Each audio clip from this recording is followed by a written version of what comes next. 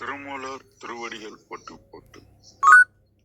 திருமந்திரம் 6ஆம் தந்திரம் 11வது அத்தியாயத்தில்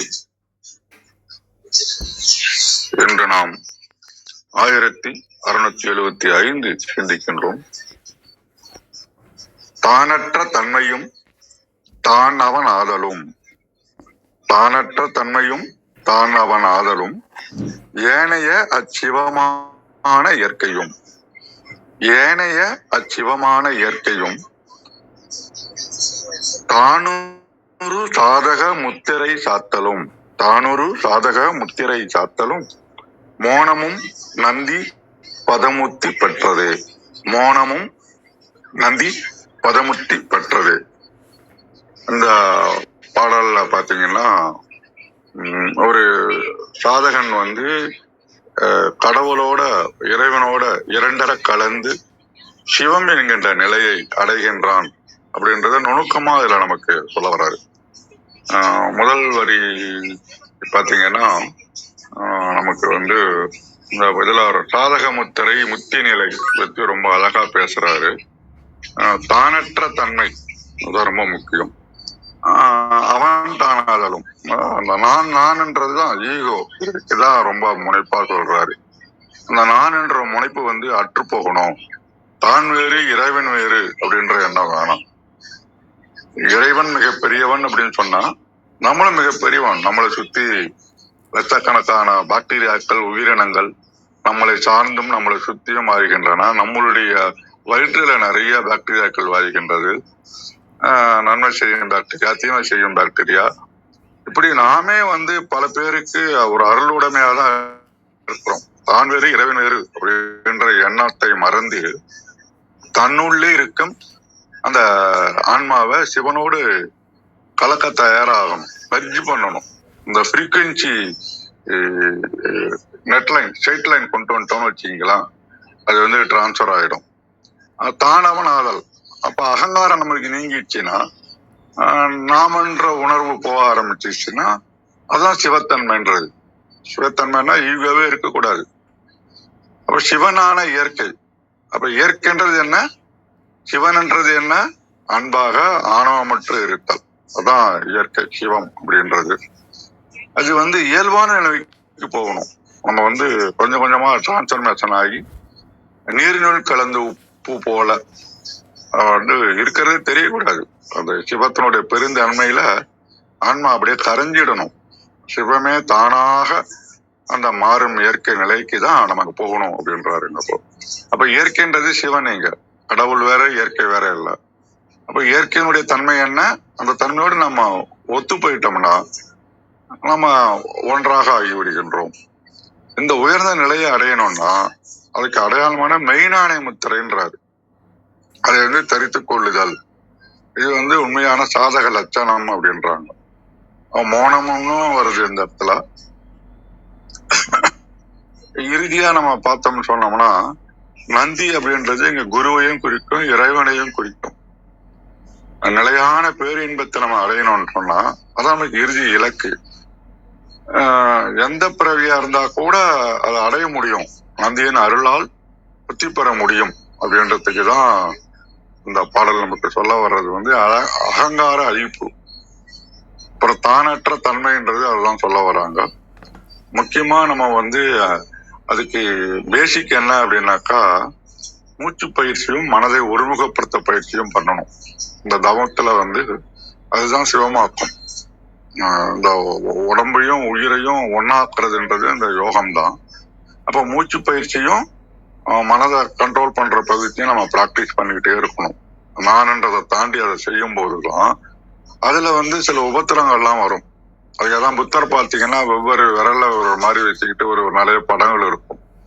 அது இயற்கை ஆற்றலோட போகும்போது எனக்கு ஒரு கருவி எந்த இடத்துல பிளாக் ஆகுதோ அதுக்கு தகுந்த மாதிரி நாம அந்த 5 விரலையும் முத்திரையை பயன்படுத்தும் போது அது ஒரு டெக்னிக்கா சொல்றாங்க.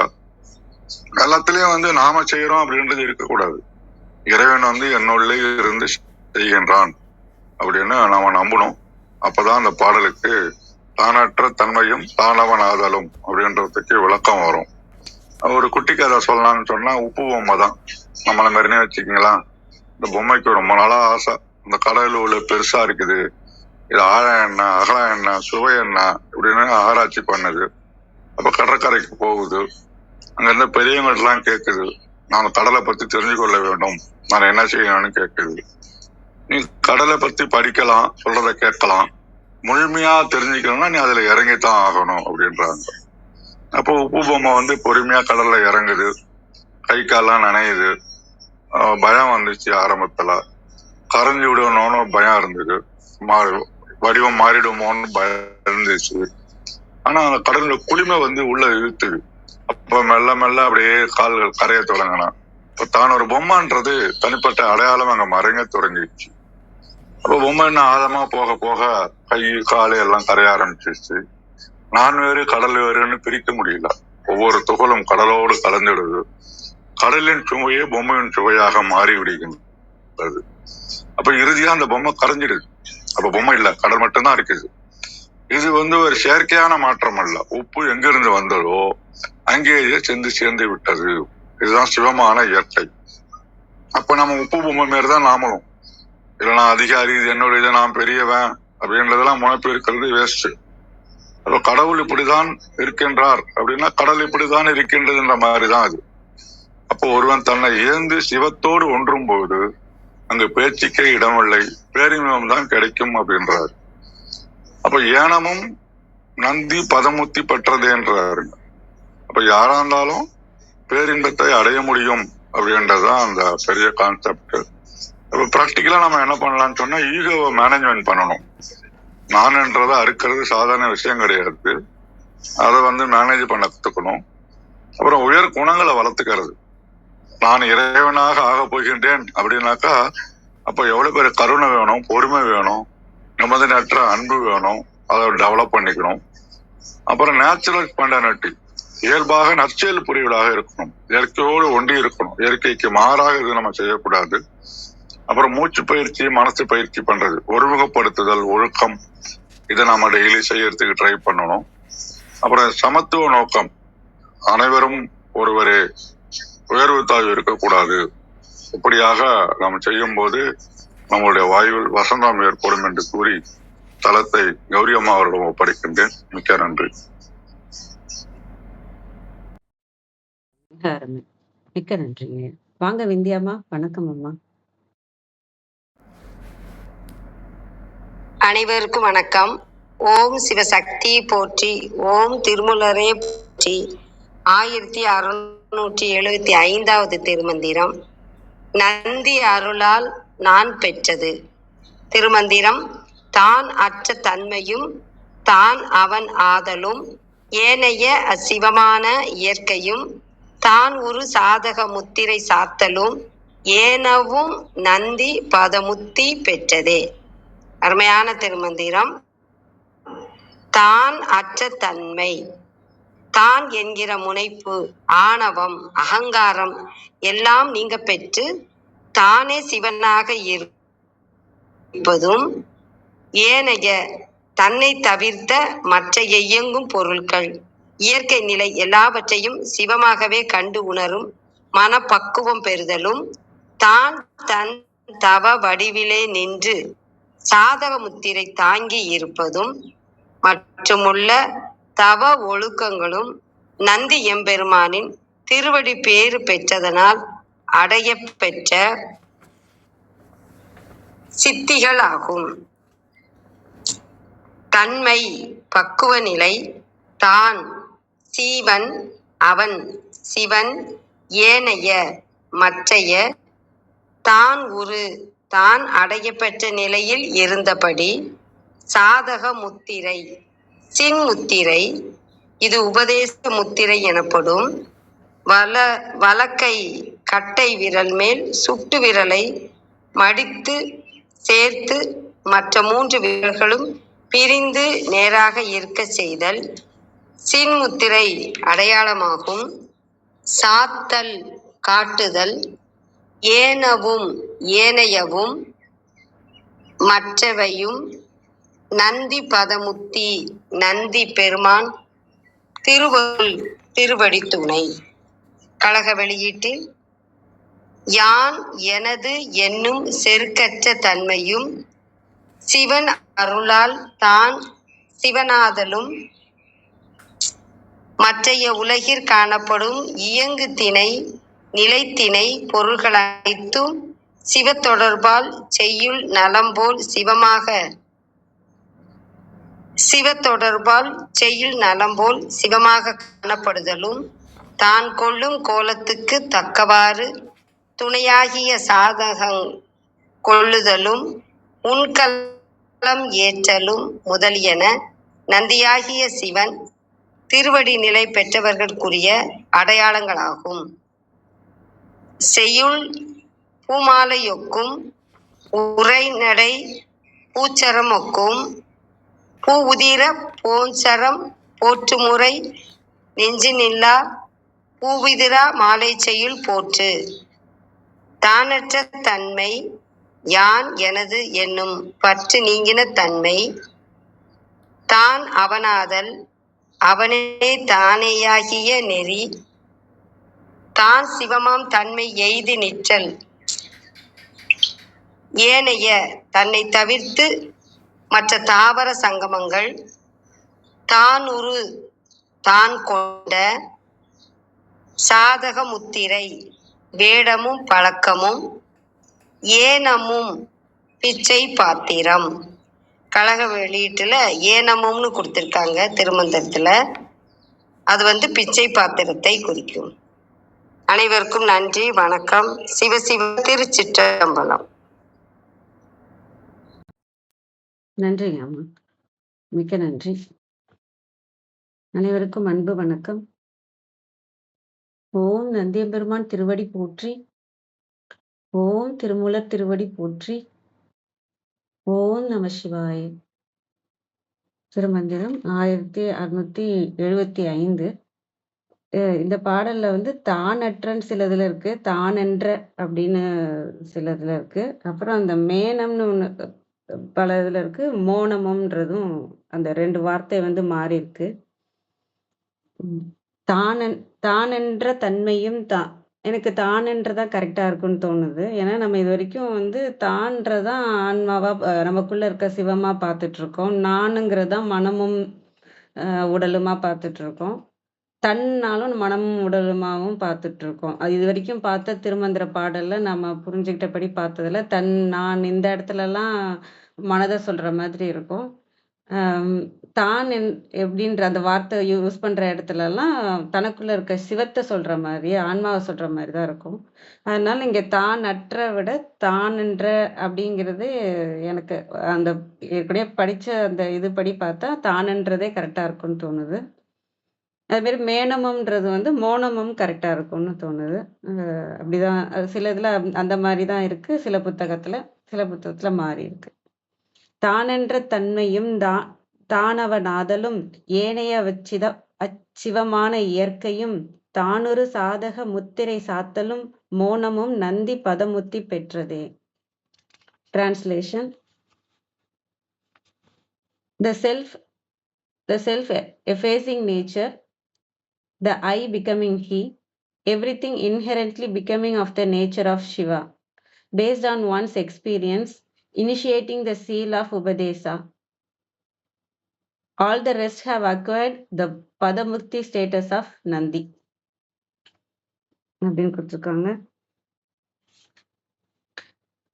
தான் என்ற தன்மையும் ஆன்மான்ற அந்த தன்மையும் அதற்கான குணங்களும், அதாவது இதுல இந்த பாடல்ல என்ன சொல்றாங்கன்னா, இதான் இறுதி பாடல், ஞான வேடத்தோட இறுதி பாடல். இதுல என்ன சொல்றாங்கன்னா, இத அனைத்தையும் பெறது இறைவனோட திருவடி அடைந்ததுனாலதான் இதெல்லாம் நமக்கு கிடைச்சது. வேடம் போட்டதுனாலயோ மற்ற விஷயங்களாலோ இல்லை, இது எல்லாமே இறைவனோட திருவடி அருளாலையும் திருவடியை அடைந்ததுனாலையும் தான் இதெல்லாம் நம்ம கிடைச்சதுன்றத சொல்றாங்க. என்னெல்லாம் கிடைச்சதுன்னா, தான் என்ற தன்மை வந்தது, தான் ஆன்மா என்ற தன்மை வந்தது, தான் இந்த உடலும் மனமும் இல்லை அப்படின்ற தன்மை வந்தது, தான் அவனாதலும், அதாவது முதல் நிலையில நான்றது நீங்கும், அப்புறம் தானுங்கிறது வரும். அந்த தானுங்கிறது நீங்கி சிவனாகவே ஆகிறது. நம்ம அந்த காலண்டர் பார்த்த மாதிரி தான். முதல்ல அந்த எழுத்துக்கள்லாம் நீங்க பெற்று அந்த கட்டம் மட்டும் நமக்கு இருக்கும். அந்த மந்த்லி காலண்டர் மாரி தான். ஒவ்வொருத்தரும் ஒரு மந்த்லி காலண்டர்ல ஒரு டேட் மாரின்னு வச்சுக்கலாம். முதல்ல அந்த டேட்டுங்கிற இந்த நம்பர்ன்றது எடுக்கப்பெற்ற அந்த அ இந்த இந்த உடலுக்கான அம் ஆன்மான்றது அந்த சின்ன விஷயமா இருக்கு இல்லையா? நம்ம அத மட்டும் தான் பற்றிக் கொண்டு இருப்போம். ஆனா அது சிவத்தோட அந்த கட்டமும் நீங்க பெற்றுச்சுன்னா, அந்த முழுமையாக சிவமாகவே மாறும். அந்த அ வெள்ள பேப்பராகவே நம்ம மாறுற மாதிரி, அதாவது சிவத்தோட கலக்கிற மாதிரி, கொஞ்சம் கொஞ்சமா 3 நிலைகள் இருக்கு. முதல்ல மனதிலருந்து வெளில போணும். அப்புறம் ஆன்மாங்கிறதுல வந்து வெளில போய் சிவமாக மாறுறது. அதனால அதுவாகுறதும், தான் வந்து அவனாகுறதும், தானுங்கிறது இங்க ஆன்மா, அவன்கிறது சிவன். அதனால ஆன்மா சிவமாகுறதும், முதல் நிலையில நானுங்கிறது ஆன்மாவாகுறதும், தான் என்ற தன்மை அப்பதான் வருது. அதுக்கப்புறம் தான் வந்து அவனாகுதல்ங்கிறது, தான் வந்து அப்புறம் சிவமாகுறதும், ஏனைய சிவமான இயற்கையும், மத்த சிவமாக இருப்பதற்கான தன்மையும், அன்பு, அமைதி, ஞானம், பேரின்பம் இப்படி நெறைய விஷயம் இருக்கு இல்லையா? நம்ம சிவமாயிட்டோம்னா எவ்வளோ விஷயம் நமக்கு கிடைக்கப்பெறுது இல்லையா? அத்தனையும் அப்படியும் எடுத்துக்கலாம். ஏனைய சிவமான இயற்கையும், அ அந்த அனைத்தும் சிவம் என்ற உணர்ற நிலையும் அப்படின்னும் எடுத்துக்கலாம். தானொரு சாதக முத்திரை சாத்தலும். தான் ஒரு நம்ம என்ன ஒரு அ இங்க முத்திரை வந்து இப்ப ஞான வேடம் தான் பார்த்துட்டு இருக்கிறதுனால, நமக்கு சாதகமான முத்திரை வந்து நம்ம சாத்திக் கொள்வதும். இப்ப வந்து நான் சிவம்ன்றத உணர்ந்துட்டேன்னா, அந்த நிலையிலே இருக்கிறதுக்கான வ அம் அ திருநீர் அணியிறது, ருத்ராட்சம் அணியிறது, தான் சிவன் தான் அப்படின்ற நிலையிலே இருக்கிறதுக்காக, அதுக்கு சாதகமாக இருக்கிற உருக்கு நான் மாறிக்கிறது. அதுக்கான அடையாளங்கள நான் சாத்திக் கொள்வது. அதுவும் சரி. அம் மௌனமும் அம் ம மௌனம் தான் அது. மௌனம் வந்து மனமற்ற நிலையில இருப்பதும் சரி, உள்ளுக்குள்ளேயும் பேசுறதில்ல, வெளியிலயும் பேசுறதில்ல. அந்த மாரி முழுமையான மௌன நிலைக்கு வந்தாலும் சரி, இது அனைத்தும் எதனால பெற்றதுன்னா, நந்தி பதமுத்தி பெற்றதே. நந்தி நந்தியின் அருளால அந்த நிலை, பதம்னா நிலை சொல்லலாம், திருவடின்னு சொல்லலாம். அந்த திருவடியின் அருளால பெற்ற முக்தி தான். அந்த திருவடியை அடைந்ததால் பெற்றதே அப்படின்னு சொல்லுவாங்க. முக்தின்றதே வந்து அந்த விஷயத்த அந்த பதத்த அடைந்தது.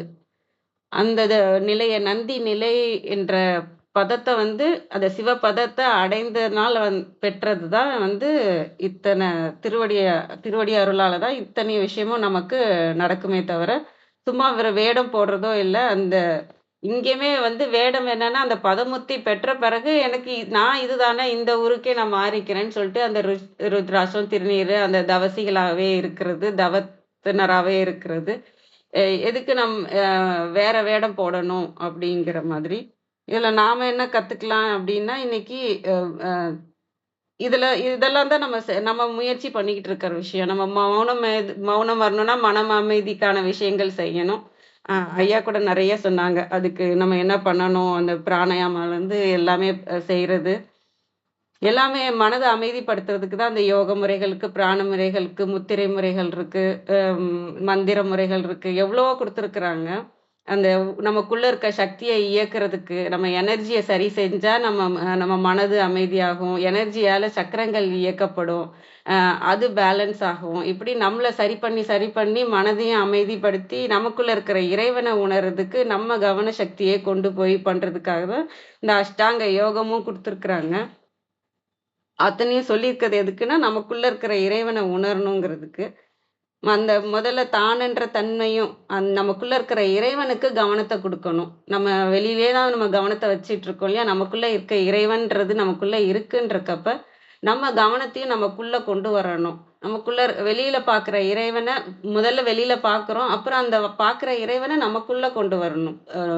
போற்றி சொல்றீங்களா? அந்த போற்றி உங்களுக்குள்ள இருக்கிற இறைவனுக்கு நடக்கிறதா இருக்கணும். அபிஷேகம் நடக்குதா? அது உங்களுக்குள்ள இருக்கிற இறைவனுக்கு இது நம்ம கவன சக்திய குடுக்க சக்திய குடுக்க உங்களுக்கு ஆன்மா வந்து வெளிய வந்துருவாங்க. உங்களுக்குள்ள இருக்கிற இறைவன் வெளில வந்துருவாங்க. அது ஆணவமற்ற அந்த சக்தியாக இருக்கும்போது, அந்த இடத்துல தான் நம்ம இருப்போம். அந்த மனம் இல்லாத நிலையில நம்ம அந்த திருவடியின் கீழ தான் இருப்போம். அப்புறம் தான் அவன் ஆகுறதெல்லாம் இறைவன் அருள் தான். நம்ம இந்த இந்த இடத்துல தான் நம்ம பிராக்டிஸ்ன்னு இருக்கும். தான உணர்றது தான் நம்மளோட பெரிய விஷயம். அப்புறம் அந்த தான்ன்ற திருவடிய ஆன்மான்ற திருவடிய பற்றிக் கொண்டே இருக்கணும். அனைத்து உயிர்கள்ட்டயும் அன்பா இருக்கிறது நம்ம இங்க எடுத்துக்கலாம். ஏன்னா நம்ம சிவமான இயற்கையெல்லாம் நமக்கு அந்த இடத்துக்கு வந்தா தான் தெரியும். ஆனா நம்ம இப்ப பார்க்கறது வந்து நம்ம அனைத்து உயிர்கிட்டும் நம்ம அன்பா இருக்கிறது, அமைதியா இருக்கிறது. இங்க இங்க மக்கள் எல்லாருமே பிரச்சனையில தான் இருக்கிறாங்க. எல்லாருக்கும் ராகு, கேது இருக்கு, சனி தசை இருக்குது. இப்படி ஏதோ ஒரு கட்டத்துல அவங்களுக்கு உட்கார்ந்து தான் ஆகும் இல்லையா? ஏதோ ஒரு திசை வந்து தான் மாறி மாறி தான் வந்து தான் ஆகும். எல்லாருக்கும் டிசைனா அவங்கவங்களுக்கு பிரச்சனை வந்து வேற வேற மாரி இருக்கும். எல்லாருக்கும் ஒரே மாரி இருக்காது. அப்ப நம்ம இங்க இருக்கிறது வந்து மாயையில இருக்கோம். எல்லாரும் ஒரு துன்பத்துல தான் இருக்காங்க. எம் இது எல்லாமே லிமிட்டட் தான். எல்லாமே இந்த சிற்றின்பத்தை நோக்கி போயிட்டு இருக்காங்க. இது புரிஞ்சுட்டு நம்மளோட கவனத்தை இதெல்லாத்தையும் விட்டுட்டு இறைவன் பக்கம் போடணும். இப்ப இப்ப எனக்கு ஜுரம்ன்றதுதான் எனக்கு பிரச்சனைன்னா, உங்களுக்கு தலைவலியோ, வயித்து வலி தான் பிரச்சனைன்னா, ஆனா உங்கள்ட்ட வந்து ஜுரம், எனக்கு ஜுரம் நான் வந்து உங்கள்ட்ட பிரச்சனை பண்ணிக்கிட்டே இருந்தேன்னா, உங் அ உங்களால எனக்கு ஒண்ணும் பண்ணவும் முடியாது. நீங்க எனக்கு பண்ணலையே நான் உட்கார்ந்து வருந்திக்கிட்டு இருந்தாலும், நான் உனக்கு செஞ்சேன், நீ எனக்கு செய்யல. என்ன நீ பார்த்தியா? நான் உன்ன பார்த்தனா? இப்படின்னா, அவங்களும் துன்பத்துல தான் இருக்காங்க. நம்மளும் ஒரு ஒரு துன்பத்துல இருப்போம். முடிஞ்ச அளவுக்கு நம்ம பிறருக்கு உதவி செய்யணும். ஆனா இன்னொருத்தவங்க நமக்கு செய்யலன்றதோ, எதிர்பார்ப்பு இந்த மனிதர்களிடையே நம்ம எதிர்பார்ப்பு வச்சுக்கிட்டே நம்ம இருக்கும்போது என்னன்னா, அ அது கிடைக்கலங்கிறப்ப அந்த இதுலயே நம்ம வேதனைப்பட்டு அப்படியே தான் போயிட்டே இருப்போம். அவங்களுக்கு ஏதோ ஒரு வலி இருக்கு இல்லையா? அவங்க அவங்க வலிய பார்க்கிறதே அவங்களுக்கு ஒரு பிரச்சனையா இருக்குன்றப்ப நம்ம குடுக்குறவங்களா இருந்துட்டாவே போதும். வாங்க எனக்கு இது இது வாங்கணும், இது வேணும், இது வேணும், நீ எனக்கு குடு, அன்பு குடு, பணம் குடு இப்படின்னு நம்ம மத்த உயிர்கள துன்புறுத்தாம மத்த உயிர்கள்ட்ட எதிர்பார்க்காம, அவங்கள நிம்மதியா இருக்க விடணும். அவங்களோட வழியில அ அவங்க அவங்களுக்கே ஏற்கனவே நெறைய வழிகள் இருக்கு. முடிஞ்ச வரைக்கும் நம்ம உதவியா இருக்கணும்.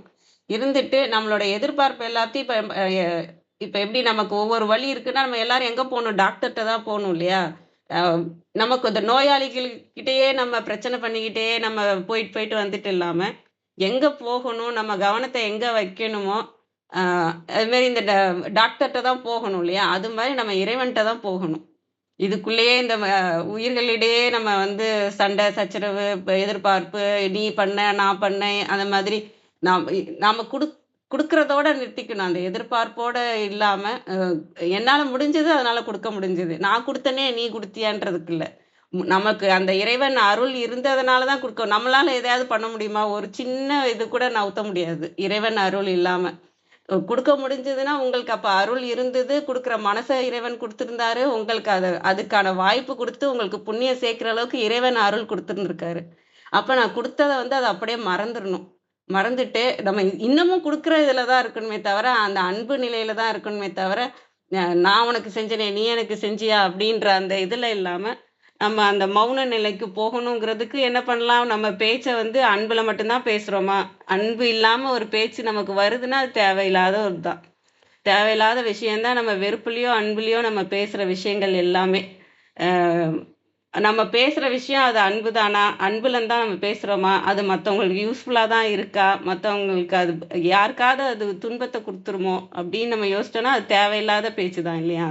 ஒரு உயிர வருத்தி நம்ம என்ன சாதிக்க போறோம் இல்லையா? அதனால நம்ம பேசுற பேச்சு வந்து அன்புல இருந்தா மட்டும் பேசினாலே போதும். மத்த விஷயங்கள்லாம் பேசவே தேவையில்ல. இறைவன் பார்த்துப்பாரு. அவங்களுக்கு நம்ம சொல்லி தான் பாடம் அவங்க கத்துக்கிற பாடம் எப்படி குடுத்தா அவங்களுக்கு கரெக்ட்டா இருக்குமோ, அப்படி பார்த்து தான் இறைவன் செய்றாரு. நம்ம நெனைக்கிறோம்ல, நல்லது நடந்தா நல்லது, கெட்டது நடந்தா கெட்டது வந்து நமக்கு பாடமா இருக்கும். இப்போ நம்ம நம்ம இது எல்லாத்தையும் என்ன படிக்கிறோம்? நம்ம ஈகோவையும், மனதையும் இல்லாம ஆக்கி நம்ம இறைவன அப்பதான் இறைவன பார்க்க முடியும்னு சொல்றோம். உங்களுக்கு கெட்டது செய்றவங்கலாம் பார்த்தீங்கன்னா, உங்க ஈகோவ உடைப்பாங்க, உங்க மனச உடைப்பாங்க. உங்க அந்த வெளிச்சத்துல தான் நீங்க இறைவனையே பார்க்குறீங்க. உங்க மனசு உடையாம நீங்க திருமந்திரத்தையே தொட்டிருக்க முடியாது. உங்க ஈகோ உடையாமயும் திருமந்திரத்த தொட்டிருக்க முடியாது. நீங்க மனதுல பயங்கர சந்தோஷமா, நான் தான் பெரிய ஆளுன்னு நெனச்சிட்டு இருந்தீங்கன்னா, அந்த வெளிச்சமே உங்களுக்கு தெரிஞ்சிருக்காது. உங்களுக்கு உலகியலுக்கு நல்லது செய்றவங்கலாம் உங்களுக்கு நண்பர்களா தோணுவாங்க. அவங்கலாம் எனக்காக இருந்தாங்க, எனக்காக பண்ணாங்க அப்படின்னு. அவங்க உலகியலுக்கு உங்களுக்கு உண்மையாவே நல்லது செஞ்சிருப்பாங்க. ஆனா உங்களுக்கு கெட்டது செஞ்சவங்க எல்லாமே உங்கள ஆன்மீகத்துல தள்ளினவங்க அவங்களா தான் இருப்பாங்க. உங்களை இறைவனை பார்க்க வச்சவங்க அவங்களா தான் இருப்பாங்க. உங்க மனச நீக்குனவங்களும், அதை உடைச்சு உடைச்சு நீக்குனவங்களும் அவங்களா தான் இருப்பாங்க. உங்க ஈகோல இருந்து கம்மியாக்கி ஈகோவே இல்லாம இறக்கி வச்சவங்களும் அவங்களா தான் இருப்பாங்க. இங்க நமக்கு கெட்டவங்கன்னு யாரும் இல்ல, நல்லவங்கன்னு யாரும் இல்ல. உங்களுக்கு கெட்டவங்கன்றவங்க உங்களுக்கு குருவா இருப்பாங்க. அவ்வளோதான். உங்களுக்கு ஒரு பாடம் சொல்லிக் குடுப்பாங்க. உன் ஈகோவ ஒட. நான் வந்து கெட்டவனா இருந்துக்கிறேன். ஆனா உன் ஈகோ உடைச்சு நீ இறைவன சேரு அப்படிங்கிறது தான். இங்க இந்த நல்லது செய்றவங்கள பார்த்தீங்கன்னா, நீங்க சந்தோஷமாவே நீங்க இந்த உலகியல்ல கொண்டு போணும். இந்த இடத்துலயும் நீங்க நல்லா இருன்றதுக்காக உங்களுக்கு துணையா இருக்கிற மாரி வர்றவங்களும் இருப்பாங்க. நம்மளால மத்த உயிருக்கு நல்லது. அது உலகியலா இருந்தாலும் சரி, ஆன்மீகத்தில நம்மளால முடிஞ்சத நம்ம செஞ்சுட்டு போகணும். அந்தந்த இதுக்கு இறைவன் அவங்கவங்களுக்கு என்னென்ன குடுக்கணும், எத எத கொண்டு வரணும், எந்த மாரி ஆள்கள கொண்டு வந்தா இவங்க இறைவன் பக்கம் திரும்புவாங்க, இறைவன பிடிப்பாங்க. அவங்க எப்ப ஈகோ உடையும், இப்படிலாம் அவங்கலாம் பிளான் பண்ணி கரெக்ட்டா நவுத்துறாங்க. நம்ம சரணடைஞ்சு நம்ம இறைவன் பக்கம் திரும்பி, அ ம் அ அன்போட, அமைதியோட இருந்தாலே நம்ம இறைவன பார்க்க முடியும். அப்படிங்கிறத நான் இந்த பாடல்ல இருந்து யோசிக்கிற விஷயங்கள். அனைவருக்கும் நன்றி. கிருத்திகாம்மா, நீங்க லிசனிங் மோட்ல இருக்கீங்களா?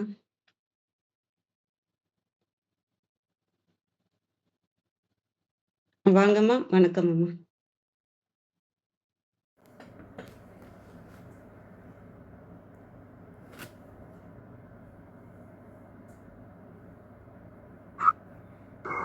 அனைவருக்கும் காலை வணக்கம். இந்த மந்திரம் எல்லாருமே பார்த்தாச்சு. நம்ம பார்வைன்னு ஒண்ணும் தனியா ஒண்ணும் இல்லை.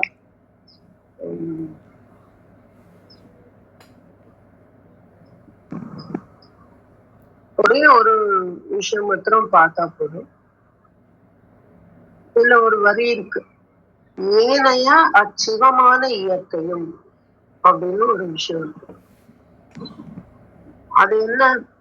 ஏனைய அச்சிவமான இயற்கையும் அப்படின்னா என்ன? இந்த கேள்வி நமக்குள்ள வரணும். ஏன்னா தானற்ற தன்மை அப்படிங்கறத நமக்கு நிறைய விஷயங்கள்லாம் விளக்கி கொடுத்திருக்கிறாங்க. அது ஓகே. அப்புறம் தான் அவனாதலும் அப்படிங்கறதையும் நம்ம நிறைய பார்த்திருக்கோம். மணிவாசக பெருமான்ல இருந்து எல்லாரும் நமக்கு விளக்கி கொடுத்திருக்காங்க. அடுத்த வரி வருது, ஏனையா அச்சிவமான இயற்கையும் அப்படின்னு வருது. வச்சுக்கலாம், அந்த ஒரு வரியை வச்சுக்கலாம். அப்புறம் தான் ஒரு சாதக முத்திரை சாத்தலும் அப்படின்னு சொல்றாங்க. அப்போ சாத்தல் அப்படின்னா சாற்றுதல். அப்ப தான் வச்சுக்கிறது இல்லை, மற்றவர்களுக்கு சாற்றுதல். நம்ம மாலை சாற்றினாள் அப்படின்னா நம்ம யாருக்கும் நமக்கு போட்டுக்கிறத நம்ம போட்டுக்கிறதுன்னு சொல்லுவோம் இல்ல, சாற்றி கொண்டோம்னு சொல்ல மாட்டோம். உடை அணிந்து கொண்டோம்னு சொல்லுவோம், மாலை அணிந்து கொண்டோம்னு சொல்லுவோம், நகை அணிந்து கொண்டோம் அப்படின்னு சொல்லுவோம். அப்போ மத்தவங்களுக்கு போடுறத மத்தவங்களுக்கு செய்யறதுதான் சாற்றல் அப்படின்னு சொல்லுவோம். அதுவும் உயர் நவிர்ச்சி, அதாவது போத்தினோம் அப்படின்னு சொல்லுவோம். சாற்றுதல் அப்படிங்கிறது இறைவனுக்கு செய்யக்கூடிய ஒரு விஷயம். அப்போ என்ன சொல்றாங்க அப்படின்னாக்க, தான் ஒரு சாதக முத்திரை சாத்தலும் அப்படின்னு சொல்றாங்க. அப்போ அது என்ன சாதக முத்திரை அப்படின்னா, விதம் அழகா சொன்னாங்க, சின்முத்திரை அப்படின்னு சொன்னாங்க. ஆமா, சின்முத்திரை தான். ஆனா அதையும் பின்ன ஒரு ஞான முத்திரை, சின்முத்திரை அப்படின்லாம் சொல்லாம சாதக முத்திரை அப்படின்னு சொல்றாரு அப்படின்ற ஒரு கேள்வி நமக்கு வரணும். ஏன்னா முத்திரைகளை பத்தி திருமூலர் மாதிரி சொல்லக்கூடியவங்க வேற யாருமே கிடையாது. முழு முத்திரை அவ்வளோ ஒரு அழகா திருமந்திரத்துல அங்க அங்க அங்க அங்க விரவி இருக்கும். இது அந்த முத்திரை பத்தின பாடல்கள்ல இது ஒரு தலையாய முத்திரை. ரொம்ப அழகா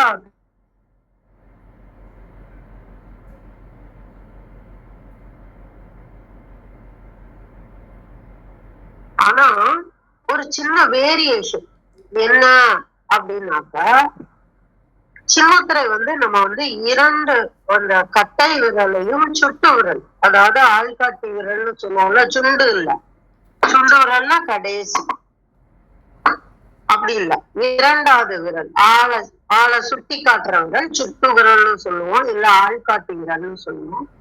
அந்த ரெண்டையும் நுனி இரண்டிலையும் தொடரும். முத்திரைகள்ல இது ரொம்ப முக்கியம், எந்த இடத்துல தொடரோங்கிறது ரொம்ப முக்கியம்.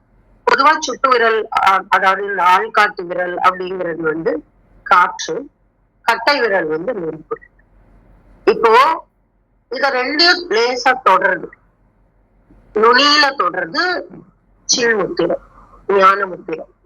ஆனா இந்த சாதக முத்திரை அப்படிங்கிறது என்ன அப்படின்னாக்கா, இந்த இந்த இந்த காற்று இருக்கு பாத்தீங்களா, இந்த காற்றை மொத்தமா நெருப்பு கிட்ட சரண்டர் பண்ணிடுறாரு. அப்படின்னா இந்த கட்டை விரலுடைய கடைசி நுனி இருக்கு பாத்தீங்களா, அதனுடைய கடைசி வரை இருக்கும். இந்த விரல்கள்ல வரை ரொம்ப முக்கியம். நம்ம ஒரு ஒரு ஒரு விரல் எடுத்தீங்கன்னா 3 வரை இருக்கும். கீழ் வரை உள்ளங்கையை ஒட்டியது, அதற்கு நடு, அதற்கு மேல் அப்படின்னு 3. நம்ம மருதாணி எல்லாம் வைப்போம், அப்ப நமக்கு அந்த வரையெல்லாம் நல்லா தெரியும். அப்ப அந்த மாதிரி கடைசி கட்டை விரலின் கடைசி வரையில் காற்றை கொண்டு சரண்டர் பண்றணும். அவ்வளவுதான், முடிஞ்சு போச்சு. அதுதான் சாட்சி, அதுதான் சாதக முத்திரை. அப்போ என்ன சொல்றாரு, தான் ஒரு சாதக முத்திரை சாத்தலும் அப்படின்னு சொல்றாரு. அப்போ யாருக்கு சாத்துறது? எதிராளிக்கு சாத்துறது. அப்போ மனம் அமைதி கொள் அப்படின்னு சொல்லி மற்றவர்களுக்கு நாம் அமைதியை போதித்தல், அமைதியை தருதல். அதற்கு என்ன முத்திரை தேவை அப்படின்னா சாதக முத்திரை. அப்போ குருவானவர் என்ன பண்றாரு அப்படின்னா, எதிரில் இருக்கிறவங்களுக்கு அந்த சரண்டரை கத்து கொடுக்கிறாரு. என்ன இப்ப கீழே தலைய போட்டாலே இந்த விரல் கீழே கட்டவர்களுக்கு கீழே போயிடுச்சுனாலே ஃபுல்லா சரண்டர் தான். அப்ப அந்த மாதிரி என்ன நடக்குது நீங்க பாருங்க, அது பார்க்கும் போதே தலைய கவுத்தி நமஸ்காரம் பண்ற மாதிரி இருக்கும். அப்ப இது என்ன அப்படின்னா, எதிரில் இருக்கிறவங்களுக்கு ஸ்பரிசத்தாலோ அல்லது நம்ம பார்வையாலோ அவங்களுக்குள்ளே அமைதியை ஏற்படுத்துது. அந்த எப்ப அமைதி ஏற்படும்? ஞானம் வரும்பொழுதுதான் அமைதி ஏற்படும். ஏனவும் சாத்தலும் ஏனவும் நந்தி பதமுக்தி பெற்றதே அப்படின்னு, இது எல்லாம் நந்தி பெற்ற பதமுக்தி அப்படின்றாரு. இங்க யாரு நந்தி? நம்மதான் நந்தி. என்னங்க நந்தினா குருன்னு சொன்னீங்க, இப்ப நம்மதான்னு சொல்றீங்க அப்படின்னா, நம்மதான் குரு, நம்மதான் நந்தி, நம்மதான் சிவம். அததான் சொல்றாரு மேல. ஏனைய அச்சிவமான இயற்கையும். அப்போ அந்த அந்த சிவத்தினுடைய தன்மை என்ன அப்படிங்கிறத இந்த இடத்துல நம்ம புரிஞ்சுக்கணும். என்ன புரிஞ்சுக்கணும் அப்படின்னாக்கா, இந்த குருவாக இருக்கக்கூடிய தன்மை, சீடனாக இருக்கக்கூடிய தன்மை. இப்போ குரு ஒரு ஆள் இருக்காரு, சீடன் ஒரு ஆள் இருக்காரு, எல்லாருக்கும் தாண்டி நந்தின்னு ஒருத்தர் இருக்காரு. அவர் இந்த குருவுக்கு குரு. எல்லாமே யாருதான் அப்படின்னாக்க சிவம். அப்படின்னா எங்கும் பறந்திருக்கக்கூடிய சிவம். அதுதான் ஏனைய அச்சிவமான இயற்கை. இயற்கைக்கு ஒரு தன்மை உண்டு. எதை நம்ம இயற்கைன்னு சொல்றோம் அப்படின்னாக்க, நம்ம இப்ப இயற்கைங்கிறதுக்கு நிறைய தவறான டெபினிஷன் வச்சிருக்கோம்னு வச்சுக்கோங்களேன்.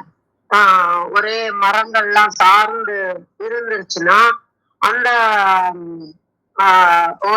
ஒரு மலைக்காட்டுக்கு போனா அதான் இயற்கை, அருவிக்கரைக்கு போனா அதான் இயற்கை, நீர்நிலைகளுக்கு போனால் அதான் இயற்கை. மன்னிக்கணும், டைம் ஆயிடுச்சு. அதுதான் இயற்கை அப்படின்னு நம்ம பாக்குறோம். அது இல்ல இயற்கை. ஆஹ் எங்கும் பறந்திருக்கக்கூடிய இந்த வெளிதான் இயற்கை. அப்ப அந்த வெளி உள்ளுக்குள்ளும் இருக்கிறது, ஒவ்வொருவருக்குள்ளும் இருக்கிறது அப்படின்னு ஒரு கணக்கு இருக்கு.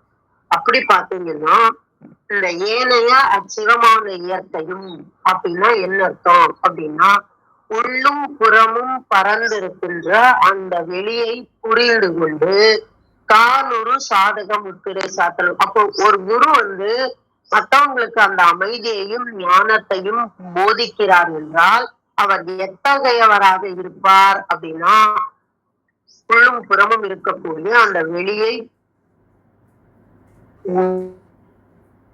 உணர்ந்து அதில் ஆழ்ந்து இருக்கக்கூடியவராக இருப்பார். ஏனும் நந்தி பதமுத்தை பெற்றதே சிவனது பதவியாகிய முத்திரையை பெற்றதால் அப்படின்னா, அவர் அங்கிருந்து நமக்கு ஆத்தரைசேஷன் கொடுத்துட்டார். நீ பதமுத்தி கிடைச்சிருச்சு உனக்கு அப்படின்னு சொல்லி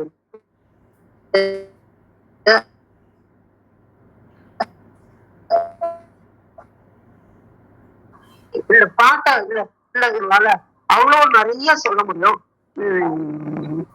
ரொம்ப அற்புதம்.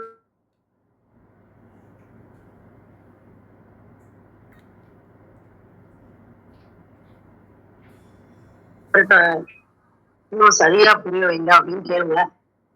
கண்டிப்பா தெரிஞ்ச புரிய வைப்பார். நன்றி. நன்றிம்மா, மிக்க நன்றி. அது குருவா தீட்சை கொடுக்கிற விஷயம் நீங்க சொன்னது ரொம்ப அருமையா இருந்ததுமா. நல்ல தெளிவான விளக்கம். இன்னும் அந்த இயற்கையா சிவமான இயற்கையா அதுவும் அருமையா இருந்ததுமா. மிக அருமையம்மா, மிக்க நன்றிங்கம்மா. வேற எதுவும் கேள்வி ஏதாவது கேக்குறீங்களா?